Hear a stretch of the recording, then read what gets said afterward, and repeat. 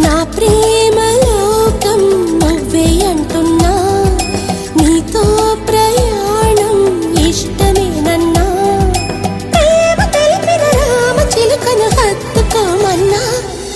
చెప్పాలనుంది చిన్న మాటైనా, ఆగనంది దాగనంది లోలోన, ఇన్నాళ్ళ నుండి ఉన్న మాటైనా, ఇప్పుడేగా చెప్పమంది ప్రేమైనా.